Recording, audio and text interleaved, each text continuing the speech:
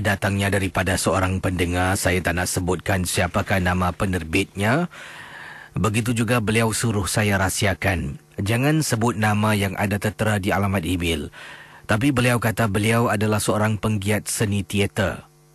Dan ketika itu beliau telah pun ditugaskan menjadi seorang penerbit pementasan berkaitan dengan dunia misteri.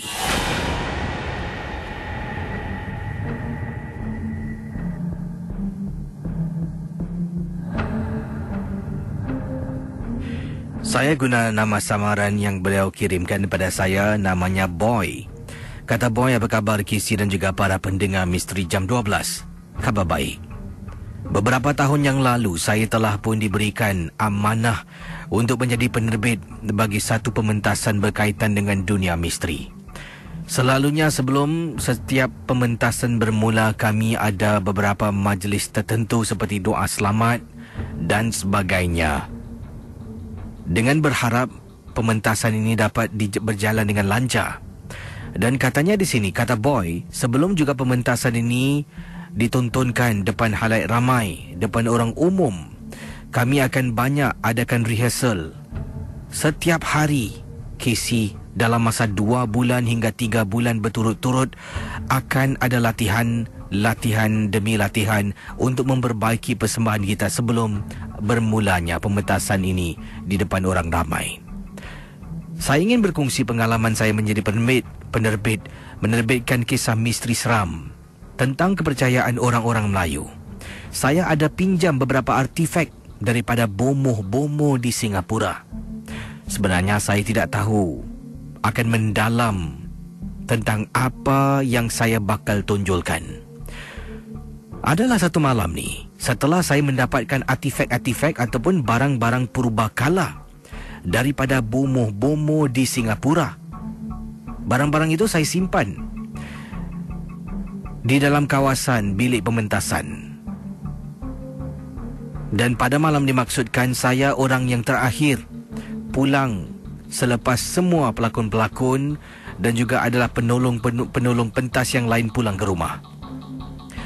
Ada satu bab dalam lakonan saya, dalam lakonan pementasan yang saya arahkan, kata Boy, ada satu bab ni, seorang pelakon wanita akan berpakaian serba putih, rambut panjang, akan duduk di atas kerusi, kemudian akan memandang ke satu arah. Dari situlah seorang narrator akan bercerita tentang pengalaman gangguan makhluk halus dalam rumah yang dipanggil penunggu.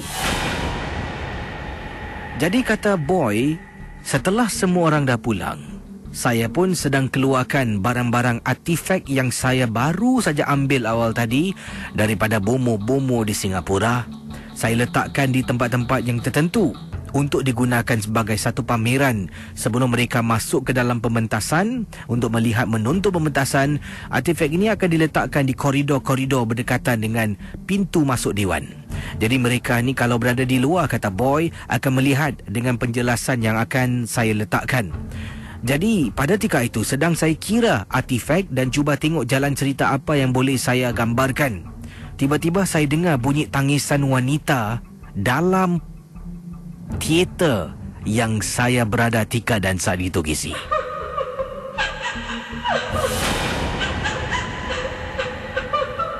Bila saya dengar ada perempuan menangis, kata Boy, saya pun bangun.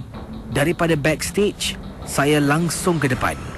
Biasalah, Kisi, orang semua dah keluar. Teater gelap. Saya toleh kiri, toleh kanan, tak nampak sesiapa. Walhal tadi saya dengar, kata Boy, suara wanita menangis. Kemudian saya masuk balik. Saya keluarkan lagi barang-barang pekakas-pekakas untuk saya kira dan letak tepi. Kali kedua sama dengan tangisan. Kali ini bila saya keluar dari backstage untuk lihat alangkah terperanjatnya, saya ternampak pelakon wanita yang melakonkan babak yang saya katakan awal tadi sedang berpakaian sama. Putih, rambut panjang, duduk di kerusi yang sepatutnya dia duduk. Nama budak ni Khairunisa. Saya panggil dia Nisa. Nisa? Nisa, kenapa tak balik, Nisa? Nisa? Beberapa kali saya sebut namanya, dia hanya duduk tegak, tidak bergerak. Saya boleh rasakan yang budak Nisa ni, kata Boy, langsung tidak bernafas sebab dia tidak bergerak dan tak nampak pun sedikit pergerakan yang dilakukan oleh budak Khairul Nisa ini. Jadi kata Boy, saya rasa ada sesuatu yang tak kena. Jadi saya buat bodoh tak layan. Casey, saya masuk balik backstage, simpan barang-barang tu dalam kotak yang saya bawa awal tadi. Sedang saya bawa barang-barang tu masuk dalam kotak, Casey, budak Nisa yang saya nampak tadi duduk, tiba-tiba masuk backstage, jalan perlahan-lahan ke belakang saya. Saya, jantung dada dah berdegap-degup. Saya simpan barang-barang, saya berdiri dan terus lari ke luar teater. Kata Boy, bila sampai di luar teater, ada 3 orang pelakon saya yang sedang duduk berbual-bual. Nasib baik mereka ada tanya kenapa belum balik. Mereka kata tunggu ibu dengan ayah mereka ambil jemput mereka pulang ke rumah. Saya tercungap-cungap. Salah seorang dari mereka tanya, kenapa Boy? Saya tak boleh cakap. Casey, banyak gangguan yang lain berlaku ketika pementasan latihan dilakukan. Ada juga pelakon-pelakon wanita yang kena rasuk, lelaki yang tiba-tiba joget kuda kipang dan lain-lain lagi. Pementasan itu disema dan diadakan sekali lagi doa selamat sebelum diteruskan.